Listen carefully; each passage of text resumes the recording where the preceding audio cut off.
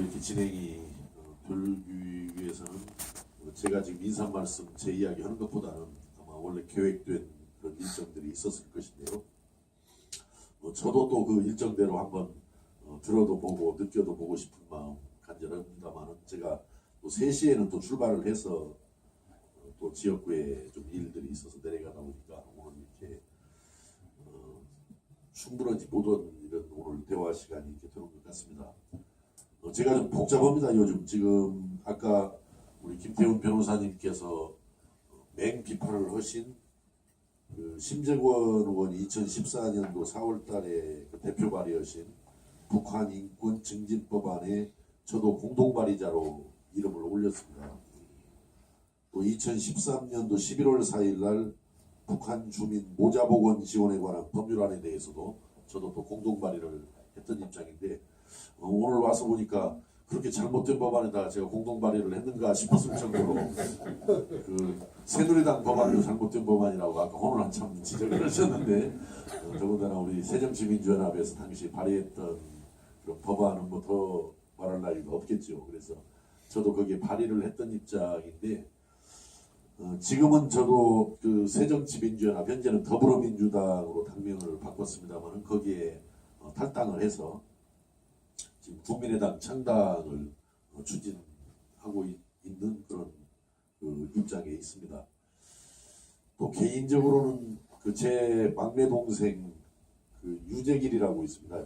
좀 가정 개인 이야기를 좀 해서 적합할지는 모르겠습니다만 그 친구가 작년 오래전에 그 정치를 하겠다고 저한테 말을 처음 꺼내더라고요. 정치를 하겠다고. 그래서 어떻게 하려고 그러냐 그랬더니 어디 은평인가 거기에서 새누리당으로 출마를 하려고 그런다고. 그래서 제가 그 친구한테 했던 이야기가 두 가지였습니다. 첫째 뭐냐면은 그 정치 함부로 하는 거 아닌 것 같더라. 나도 지금 정치에 들어와 있지만은 그 정치라는 거 이렇게 쉽게 생각하고 또는 겉만 생각해가지고 정치 시작해놓으면은 나중에 후회가 많이 따를 것 같다. 그리고 이제 두 번째 제가 했던 이야기가 근데 왜 하필 해도 새누리당으로 정치를 하려고 그러냐. 두 가지 점에서 저는 반대다 그랬는데 제가 그 새누리당을 통해서 정치하려고 하는 것에 반대하는 것은 두 가지 이유가 있습니다. 첫째는 새누리당이 말로는 뭐 서민, 영세민, 뭐 어려운 분들 뭐 많이 말로는 떠드는데 새누리당이나 새누리당이 그 지원해서 만드는 정부가 이렇게 국정을 이렇게 결정하고 추진하는 과정을 보면은 재벌 대기업 못 도와주어서 한인 것 같다라는 느낌이 올 정도로 아주 재벌 대기업에 대해서 지나치게 이제 명분은 경제 활성화라는 아마 그런 명분을 내세웠다라고 생각을 합니다만 지나치게 재벌 대기업에 대해서 관대하고 그분들을 지원하는 그런 입장을 일관되게 가지고 있기 때문에 저는 그 새누리당으로 통해서 정치를 하려는 것에 대해서는 첫째 반대하는 입장을 가졌었고요. 또 하나는 바로 오늘 여기서 이렇게 우리가 논의되고 있는 그 대북 정책, 남북 관계 문제에 있어서 저는 우리 새누리당이라든지 그 새누리당과 관련된 현재 새누리당 정부에서는 지나치게 북한 문제에 대한 전제 또 목표 이런 부분들이 제 생각과는 좀 다르게 되어 있는 부분이 많이 있습니다. 새누리당에서 그 전제라는 것을 제가 가만히 들여다보면 과거 이명박 정부 때나 현재 박근혜 정부 때를 봐도 북한은 가만히 놔두거나 아니면은 제대로 봉쇄하고 제대로 제재를 하면은 망할 것이다, 붕괴할 것이다라는 그런 전제를 가지고 대북 정책을 세우는 것으로 저는 항상 느끼고 있습니다. 새누리당에서는 북한은 붕괴할 것이다. 또 제재가 아마 통해서 잘 성공하면은 더 빨리 쉽게 붕괴할 것이다라는 그런 전제 속에서 새누리당이 대북 정책을 판단하고 세우는 것이 아니냐. 또 하나 저는 제가 동의하지 못하는 부분이 남북 문제를 너무 빠른 속도로 바라보고 있다. 물론 우리가 분단된 지 이게 71년째를 맞이하고 있기 때문에 참 너무 끌어도 오래 끌은 문제였습니다만은 역설적으로 그렇게 오래 70년, 71년 세월, 분단의 세월을 끌어온 문재인이만큼 더더욱이나 이 문제는 10년, 20년 내에 해결될 문제로 그 인식을 하고 목표를 정하는 것은 저는 그건 안 맞는 것 같다. 비록 우리가 많은 70년이란 넘은 세월 늦어져 왔지만은 오히려 그렇기 때문이라도 이건 큰 시간 롱텀 그런 관점에서 이 남북 문제를 바라다 봐야 무리 없는 순리적인 해결책이 나오지 이걸 성급하고 빠른 속도로 이걸 해결을 하려고 보면은 해결은 해결대로 안 되면서도 여러 가지 부작용이 많이 있겠구나라는 생각을 가져서 제가 그 동생한테 왜 그 정치를 해도 하필이면은 그 잘못된 생각을 가지고 있는 새누리당을 통해서 정치를 하려고 그러냐. 제가 이제 그렇게 이야기를 했기 때문에 오늘 제가 이 자리에 서서 참 그 말씀드리는 것이 아마 이 자리에 계신 분들 대부분 생각과는 상당히 그 차이가 있는 말씀을 아마 드릴 수밖에 없는 것 같습니다. 제 생각을 근본적으로 교정하지 않는. 저는 가끔 제가 상임위가 현재 농해수위 소속으로 의정활동을 하고 있습니다. 지금 현재 우리 남한에는 100만 톤이 넘는 쌀이 재고로 지금 쌓여 있습니다. 지금 쌀이. 그래서 지금 우리 시중에는 쌀값이 폭락을 해가지고 직접 지불금을만 해도 거의 4천억 예산 쓴 데다가 예비비 한 1,000억 이상을 써서 아마 5천억 이상이 그 쌀농업 직접 지불금으로 이게 지급이 돼야 할 정도로 쌀값이 이렇게 많이 떨어져 있습니다. 그런데 이제 문제는 그럼 100만 톤, 정확하게 한 130만 톤일 거예요. 현재 재고량이. 그 쌀을 1년 보관하는 데 들어가는 비용이 5천억입니다. 창고에다가 그 쌀을 보관해가지고 창고 관리료, 유지료 뭐 여러 가지 비용 들어가는 게 1년에 그 양곡 보관 유지 비용이 5천억이에요. 그러니까 저희들 농해수위에서 맨날 농림부 장관을 상대로 야 5천억이라는 그 돈을 들여가지고 그 쌀을 그렇게 130만 톤이라는 쌀을 그렇게 껴안고 있어야 되느냐. 북한에다 이걸 차관으로 제공하면 어떠냐. 쌀을 북한에다가 제공을 해주고 무상으로 주자라는 것도 아니고 제공을 해주고 북한의 광물을 우리가 돌려받는 형태로 계약을 맺어서 그 쌀을 북한으로 이전을 북한으로 넘겨주면은 우리가 양곡 보관료 돈 안 들어가서 다행이고요. 양곡 보관료 5천억이라는 돈이 들어가지 않아서 좋고 또 하나는 그 직접 지불금으로 아까 돈을 주는 금년의 경우에는 한 5천억 정도 됩니다만 그 5천억이라는 돈을 쌀값 폭락에 대한 보전 비용으로 소모적으로 이렇게 경상적으로 집행하기보다는 그 5천억이라는 돈을 가지고 농업의 생산성을 높이는 방향으로 농업 그 지원 투자를 해주면 훨씬 우리 농업의 경쟁력을 높일 수 있는 것이 아니냐.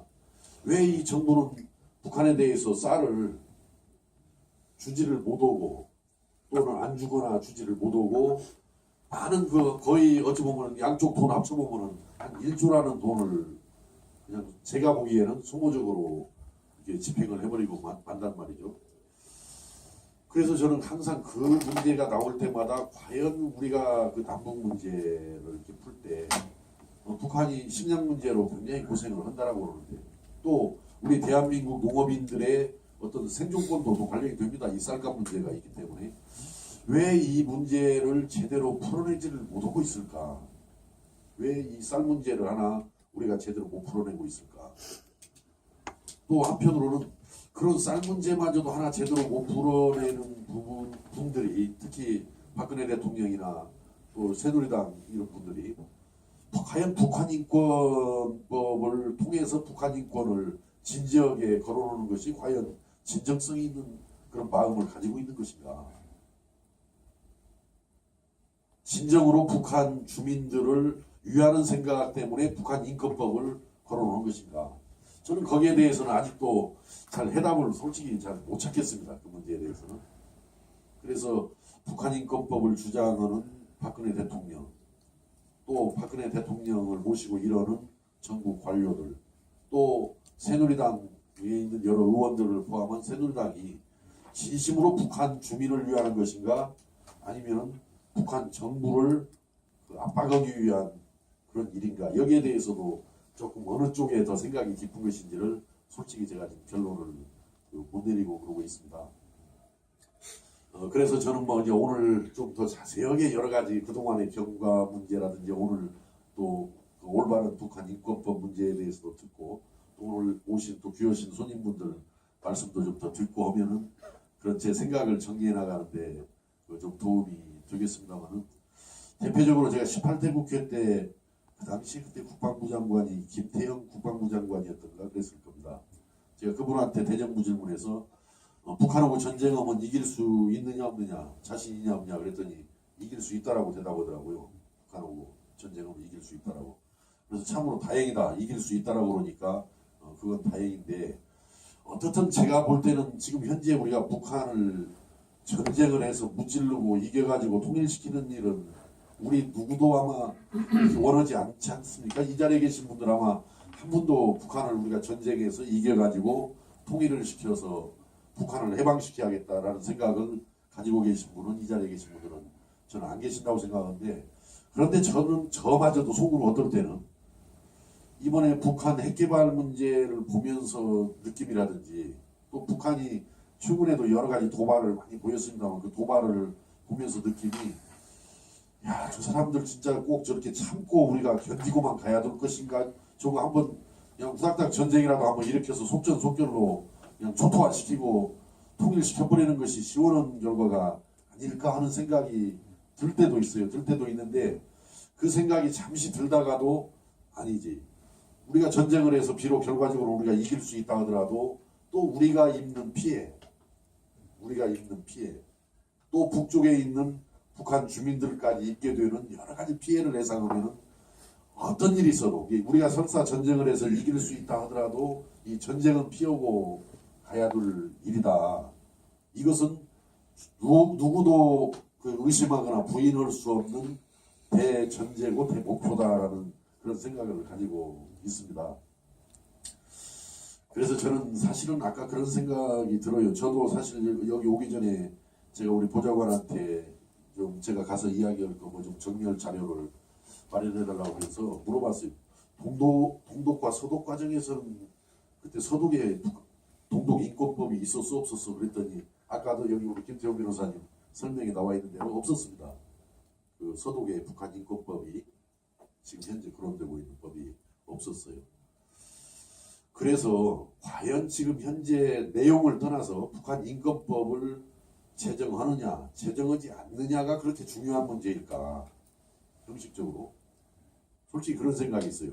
북한 인권법을 제정하느냐 제정하지 않느냐 그 여부가 그렇게 중요한 문제일까? 왜 그러냐면은 설사 우리가 북한 인권법 내용을 떠나서 어떤 북한 인권법을 만든다 하더라도 북한 인권을 직접적이고 실질적으로 개선하는 데는 유효한 수단이 되기에는 많은 부족한 점이 있습니다. 설령 여기서 올바른 북한 인권법이라 하더라도 그 법이 제정되어 가지고 시행이 된다 하더라도 그 올바른 북한 인권법에 의해서 우리가 많은 활동을 해도 북한 인권법, 북한 인권 상황을 직접적이고 실질적으로 개선하는 수단으로서는 대단히 미흡한 것일 수 있다. 이 법이 통과되고 만들어져도. 그래서 저는 지금 북한 인권법을 가지고 계속 지금 현재 법안 소위의 대부분이 다 계류 중에 있습니다. 뭐 새누리당에서 발의를 했던 우리 야당 측에서 발의를 했던 대부분은 법안 대체 토론 끝나고 전체 회의에서 법안 소위에 계류 중에 있고 일부 법안은 아직 상정이 안 된 법안도 있기는 있습니다만 그래서 제 생각에는 이렇습니다. 이걸 북한 인권법 문제도 지금 이번 정기국회 지난 정기국회에 또 당면은 국회에서 빨리 처리가 돼야 되지 않냐라는 입장인데 저는 지금 국민의당으로 옮긴 입장에서 아까 김태훈 변호사님께서 말씀하신 대로 북한 인권법도 미뤄둬야 할 성격은 아니다. 우리가 북한 인권 문제에 대해서 누구도 그 북한 인권이 소중하고 또 더 증진이 될 수 있도록 노력해야 된다는 것에 대해서는 누구도 부인할 수 없기 때문에 북한 인권법은 그 내용 여하를 떠나서 빨리 만들어지는 것이 좋다. 이걸 가지고 정치적으로 논쟁하고 소모하는 것 자체가 이 정치적인 혼란이다. 이런 생각 때문에 제가 지난번에 우리 국민의당에서도 그 테러방지법이라든지 북한 인권법은 빨리 처리가 될 수 있도록 노력하는 것이 좋겠다. 이런 입장을 냈는데 그것은 뭐 내용적으로 지금 현재 오늘 올바른 인권법을 꼭 염두에 둔 부분도 아니고 그렇다고 새누리당이 그 기왕에 발의했던 그런 법안에 대한 것도 아니고 그렇다고 우리가 그 과거에 야당 시절에 냈던 법안을 염두에 둔 건 아니고 뭔가는 합의점이 있을 수 있겠다. 최소한의 동의되는 서로 양당 양 세력 간에 동의하는 세력 간에 합의되는 부분이 있으면은 그 부분에 대해서 합의를 해서 일단 처리를 하고 또 단계적으로 법을 더 발전적으로 앞으로 또 여건을 맞춰 보면서 상황을 가면서 개정해 나가는 것도 필요하지. 이것이 되냐 안 되냐만 가지고 지루하게 북한인권법을 마치 그 처리하지 않으려는 야당은 북한인권법에 근본적으로 반대하는 사람처럼 내몰고 또 처리하려고 하는 사람은 북한 인권에 대해서 아주 적극적인 사람으로 그냥 평가받아가지고 서로 세력 편을 나누는 요것은 별로 바람직한 상황이 아니겠구나. 그래서 저는 아주 현실적인 의견으로 지금 현재 뭐 큰 쟁점이 아마 두 가지 정도라고 알고 있습니다. 첫째가 그 기록 보존소라고 하든 뭐 기록 무슨 센터라고 하든 그 부분을 법무부가 돼야 될 거냐 통일부가 돼야 될 거냐. 저는 이것은 오히려 새누리당에서 끝내 야당이 통일부라고 주장하는 것이 못마땅하다라고 하더라도 이 법안의 처리를 위해서 통일부 소속으로 두는 것에 대해서 저는 새누리당 정부 여당이 양보 못할 이유가 없다고 생각합니다. 실질적으로 그런 기록을 보존해 가는 것이 중요한 거지 마치 이것을 법무부에다 두어가지고 압박 위협적인 요소까지를 가미해서 운영하겠다라는 생각도 북한을 지나치게 압박하는 그런 일이 아닌가 하는 생각 때문에 굳이 그걸 통일부다 돼야 되느냐 법무부다 돼야 되느냐를 가지고 이렇게 논쟁하는 것 자체가 저는 소모적인 논쟁이다라는 생각이 들거든요. 그런 점이 하나 있고 아까 여기 또 그 북한 인권재단에 관해서도 삐라 그 살포하는 부분에 대해서 혹시 정부 재정 지원 부분이 들어갈 우려를 아마 야당 측에서 반대하는 것으로 알고 있는데요. 저는 순수 민간 운동 단체에서 삐라를 보내는 것은 그분들의 판단이고 선택이고 자유니까 그건 누가 이러라 저러라 말하는 것은 좀 어폐가 있다고 생각합니다. 그러나 그런 삐라를 살포하는 부분까지 만약에 정부의 재정 지원이 뒤따르는 것은 물론 외국의 경우는 그렇다고 하더라도 지금 우리나라 같은 경우는 북한과 우리 간에는 특수성이 있기 때문에 그런 부분에 대해서는 좀 한 번 더 우리가 생각을 해봐야 될 것이 아니냐 라는 그런 생각을 가지고 있거든요. 그래서 저는 뭐 아직 이 문제에 대해서 깊은 고민을 많이 해보거나 제 소관 상임위도 아니었기 때문에 뭐 제가 여기에서 너무 깊고 또 자세하게 말씀을 드리는 것은 좀 제가 또 혹시 잘못된 이야기를 얼굴에가 있기 때문에 뭐 잘못된다는 것이 뭐 논란이 아니라 제가 잘못 판단하고 마치 그냥 제가 잘 알고 있는 것처럼 주장할 우려가 있기 때문에 더 뭐 세부적인 부분에 대해서는 말씀을 드리지 않겠습니다만 어떻든 저는 그 북한 인권법은 이렇게 서로 여야 간의 정치 쟁점으로 정쟁으로 논란할 일은 아니다라는 생각이 들어서 합의된 최소한의 합의가 이루어진 부분을 빨리 확정을 지어가지고 처리를 해낼 필요가 있고 실질적으로 북한 인권에 도움이 되는 그런 내용들을 가지고 서로 고민하고 경쟁을 해가는 것이 맞지 법을 처리하느냐 마느냐 가지고 그냥 이것을 그냥 양분해가지고 나누어서 혼란을 계속 거듭해가는 것은 진심으로 북한 인권을 위해서도 바람직하지 않겠다라는 그런 생각입니다. 그래서 다만 이제 앞에 제가 좀 말씀드린 대로 이제 이번 20대 총선을 치르면서 저희들이 소망하는 것은 우리나라 정치 질서를 좀 새롭게 구축했으면 좋겠어요. 제가 탈당을 하고 국민의당에 합류한 취지도 물론 뭐 새정치민주연합 내에서 문재인 대표와 여러 가지 갈등이나 그런 부분도 있었습니다만 저는 우리나라 정치 질서가 크게 세 개 지역으로 나누어서 형성이 됐으면 좋겠다라는 생각을 갖습니다. 소위 아주 극단적인 좀 수구 보수 그 다음에 아주 교조적인 강경 진보 세력, 거기를 대변하는 분들도 국회의원 들어와야 한다고 생각합니다. 누군가는 대변하는 분이 국회에서 일정 의석을 가지고 저는 활동을 해야 된다고 보거든요. 그렇다면은 좀 개혁적인 보수 세력, 중도 세력, 합리적인 진보 세력까지를 대변하는, 어찌 보면 저는 여기가 우리 정치 지형에서 중간 몸통을 차지하는 것이 대한민국 새로운 정치 질서 구축을 위해서는 소망스럽고 필요한 일이다, 이런 생각을 가지고 가는데요. 이번 20대 총선을 통해서 그렇게 다 이루어지기는 쉽지는 않다라고 봐집니다. 제가 볼 때는 아까 수구 보수, 또 중간 몸통, 또 교조 강경 진보, 이렇게 세 개로, 또 우리 비례로 본다면은 아마 가운데 부분이 가장 의석수가 많아야 우리 국민을 정확하게 대변하는 그런 정치 지형이라고 봐지는데, 이제 그것이 바람직한 모습이지만은 20대 총선을 통해서는 바로 구현되지는 않으리라고 생각합니다. 그 이유는 우리나라의 만국적인 지역구도 정치가 살아있고, 또 우리 국민들의 아직 그 선택 과정에서는 여러 가지 그걸 왜곡될 수 있는 여러 가지 요소들이 좀 많이 있기 때문에 그렇게 이루어지지는 않을 것이다. 그러나 장기적인 목표는 그런 목표를 향해서 우리 정치 지형을 만들어 갔을 때 대한민국 정치 질서가 국민을 제대로 대변해서 형성이 되는 것이다라는 생각을 가지고 갑니다. 그래서 앞으로 우리 국민의당에 제가 이제 창당 작업을 현재 진행 중에 있습니다만은 창당을 하고 총선을 치르고 앞으로 정당을 운영해 가는 과정에서 이 자리에 계신 분들이 그렇게 염원하시는 어떤 북한의 어떤 인권, 뭐 자유권이 됐든 생존권이 됐든 그런 북한의 인권을 종합적으로 좀 향상시키고 또 증진해 나갈 수 있는 그런 고민 노력을 많이 해야 될 것이다라는 말씀을 드리고, 저는 북한만큼 특수한 정권이 없다라고 생각합니다. 솔직히 북한 정권만큼 우리 지구상에서 특수한 정권도 드물다. 그래서 다른 어느 나라보다, 아마 제가 가끔 물어봐요. 좀 국제정치 전공하는 사람보다, 야 동독하고 북한하고 비교해보면 어떻게 차이가 있냐라고 물어보는데, 그 동독과 북한과는 차이가 많이 있는 것 같아요.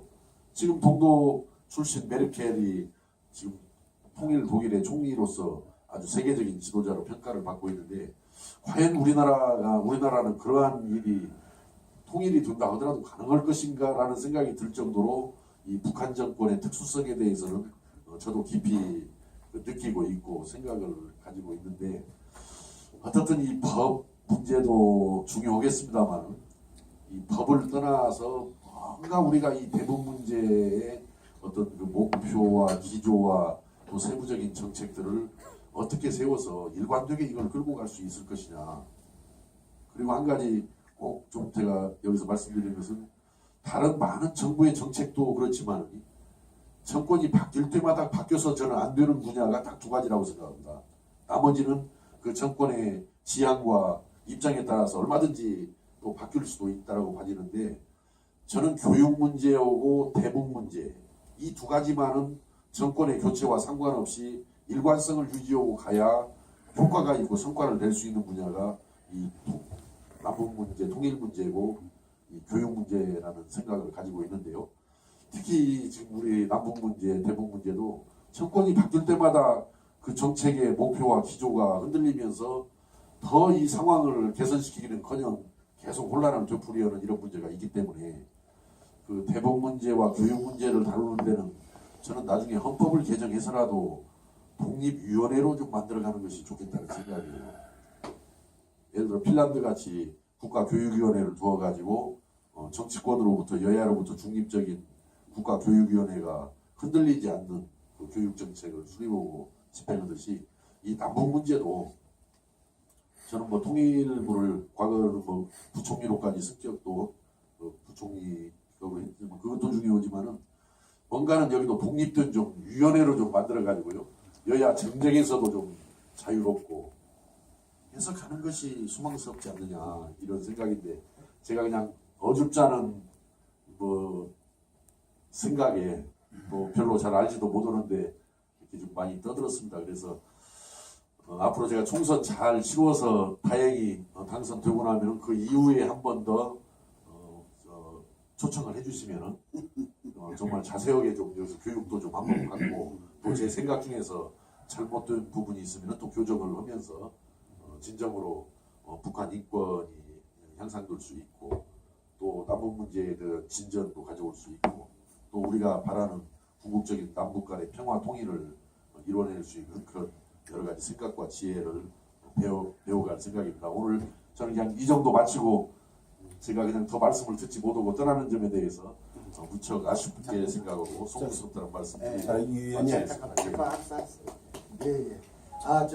아니 됐어요. 내가 알아서 말씀드릴게요. 저기 오늘 우리 그 새로운 그 얘기도 많이 들었고 좋은 말씀 많이 들었습니다. 우리가 생각이 틀린 얘기도 그런데 의원님 미안하지만 지금 5분 전이거든요. 그러니까 5분만 더서 한 10분만 좀 앉아 계셔 주시고 그리고 그 여러 가지 말씀 중에 우리와 생각이 좀 다른 부분이 있거든요. 이것을 우리 김태훈 변호사님으로부터 핵심적인 두 문제, 북한 인권 기록 보존소가 왜 법무부에 가야만 되겠느냐, 그리고 재단의 문제, 더 많이 어찌 보면 죄송합니다만 우리 유 의원님보다도 좀 연구를 좀 많이 하셨어요. 그래서 한 10분간만 좀 자리에 앉아주시면 고맙겠습니다. 잠깐만. 그리고 여러 가지 있지만은 저는 유 의원님 말씀 오늘 새로운 걸 많이 들었어요. 이렇게 우리들하고 생각이 다른 분도 있구나. 이 한국의 다원주의적인 사고방식이 참 중요하다는 생각 들었는데, 그러나 제가 현실적으로 직접 말씀드리고 싶은 것은 바로 탈북하신 두 분이 있습니다. 그러니까 3만 명이 와 있거든요. 북한 사회가 유 의원님과 다르게 어떤 부분이 있으면 3만 명이라는 사람들이 저 고향 땅을 등지고 부모 형제 등지고 이쪽으로 왔겠느냐. 그 다음에 300만 명이 굶어 죽었거든요. 이것은 다른 말로는 설명이 안 됩니다. 그 문제. 또 한 가지 한 30초만 더 얘기를 하겠습니다. 버마와 대한민국은 똑같이 군부 쿠데타에 의해서 정권이 잡혔습니다. 군부가 잡았습니다. 우리는 박정희에서 한국 민주주의란 캐치플레이즈 이념을 걸었고, 버마는 well disciplined democracy, 그러니까 잘 양성된 민주주의, 이 이념으로 시작을 했지만 우리는 세계 10여 차례 되는 10여 순서가 되는 친매드가 되는 경제 부국, 어찌 보면 선진화가 됐지만 지금 미얀마라는 이름의 그 버마는 형편없는 3,000달러도 못 되는 그런 나라가 되고 말았습니다. 왜 그랬을까요? 바로 사람 때문에 그렇습니다. 북한은 지금 사람 때문에 문제입니다. 이 세습이 문제가 그렇게 되어버리고 말았습니다. 또 나중에 당선적으로 나오시면 우리가 좋은 얘기 하도록 바라고, 자, 저 대표님 10분 우리 시간 할애를 받았습니다. 그 문제 좀 설명해 주시기 바랍니다. 앞으로 나와 주십시오. 네, 성엽 의원님 말씀 잘 들었습니다. 이게 우리 이렇게 열린 마음을 가지고 얘기를 하면은 뭐겠죠? 참 좋은 말씀. 솔직히 고백도 해주시고 아까 더불어민주당의 발의를 또 이렇게 하셨다고 또 이렇게 말씀해 주시고, 이게 하는 요 말씀은 저도 좀 드리고 싶은데, 그 북한 인권 기록 보존소가 사실 핵심입니다. 저희도 이제 하나의 북한권 단체고 하려면 참 춥고 떠있고 배고픕니다. 이게 이 돈이 다 어디서 생기겠습니까? 이거를 전부 그냥 외국기관 이런 데서 그냥 돈을 받아서 하는 것들이 많아요. 참 안 됐습니다. 그더 기업체에서는 북한자만 들어도 설레설레 흔듭니다. 일반인들 돈을 안 주는 거. 이래요. 그래서 좋다. 그러면 우리 돈 안 받아도 좋다. 북한인권재단은 그런 사람. 그러나 북한인권 기록 보존소만큼 제대로 만들자. 이겁니다. 뭐냐? 바로 1961년 동서독 분단 시에 그때 동서독 국경을 넘어오는 동독 주민을 동독 경비병이 사살을 했습니다. 그걸 딱 그때 당시 서독 법무장관이 보고, 좋다. 우리가 당신을 당장은 쳐들어가서 처벌을 못하지만 우리 기억하겠다. 기록해두겠다. 동독 경비병이 누구지? 그들의 상사가 누구지? 법무장관 누구지? 국방부 우리 기록해두겠다. 그것도 아무 단체가 아니라 법무부라는 하나의 처벌기관에서 상징성 있게 기록해두겠다. 이게 참 중요했거든요. 근데 우리나라는 통일부는 사실 정부조직법을 잘 아시고 31조에 보면 남북 교류 협력 대화 기관이거든요. 거기서 너 이렇게 했지 이렇게 두겠다 이러면 대화가 이렇게 우리가 지금 김영철이가 지금 북한 총정찰국장 했던 사람이 김양건이 선전부장 후임이 된다니까 벌써 이래가지고 무슨 왜 남북 교류가 되냐고 우려를 하듯이 그 통일부는 통일부 다 와야 되는데 통일부에게 북한의 그런 자극적이고 침략적인 걸 기록하게 되면 이게 안 되는 거예요. 저는 그런 생각이에요. 본성에 맞춰서 법무부 처벌 거기다가 그걸 두고 통일부는 어떡하냐 남북대화 교류 협력에 중점하자 그런 것이 저는 본질입니다. 그건 뭐 우리가 뭐 법무부와 뭐 검사 무슨 관계가 있는 것도 아니고 우리가 뭐 처벌받은 적도 전혀 관계가 없습니다. 그러나 본질은 그래야 됩니다. 그래서 위원은 그 점은 좀 저희 오일통에처럼 북한 건 기록 보면서는 정말 이건 핵심이고 제대로 법무부에 보내다 이게 저는 생각입니다. 그건 지금처럼 통일부에 둬서 뭐 3개월마다 이거 통일부 기능도 약화시키고 법무도 약화시키고 나머지 의견은 뭐다 맡기고 우리 그 사회에 좀 바쁘시니까 진행을 맺겠습니다. 저 우리 김찬호 저보다 우리 탈북 하시는 지금 분들이 그러면 저기 어떻게 조금만 시간 한 5분 10분 조금만 할애해 주시겠습니까? 그러면 저기 죄송합니다.